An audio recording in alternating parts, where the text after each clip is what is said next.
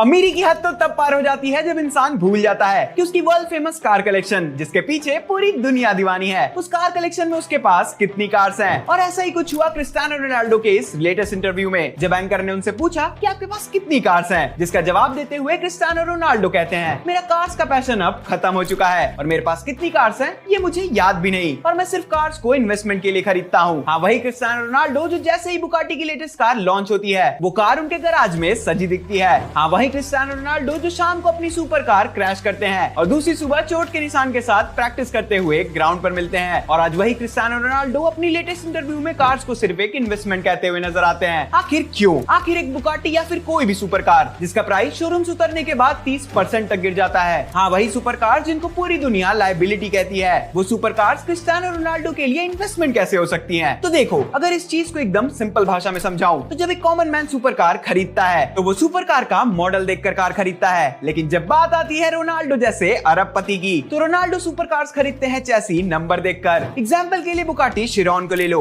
एक Bugatti Sharon जब showroom से बाहर निकलती है तब उसका प्राइस 10% तक गिर जाता है, लेकिन जब एक बुगाटी शिरॉन जिसके चेसी नंबर पर 1 लिखा होता है वो बुगाटी शोरूम से निकलने के बाद और भी ज्यादा डिमांडिंग हो जाती है और उसी बुगाटी के लिए लोग डबल और ट्रिपल प्राइस देने के लिए तैयार हो जाते हैं, क्योंकि एक तो यूनिक चेसी नंबर और दूसरा रोनाल्डो का नाम जो उस कार की वैल्यू को 4 गुना तक बढ़ा देता है। और 10 साल बाद जब क्रिस्टियानो रोनाल्डो जैसे अरबपति की गाड़ी ऑक्शन में आती है तो वही 70 करोड़ की बुगाटी 200 करोड़ में बिकती है।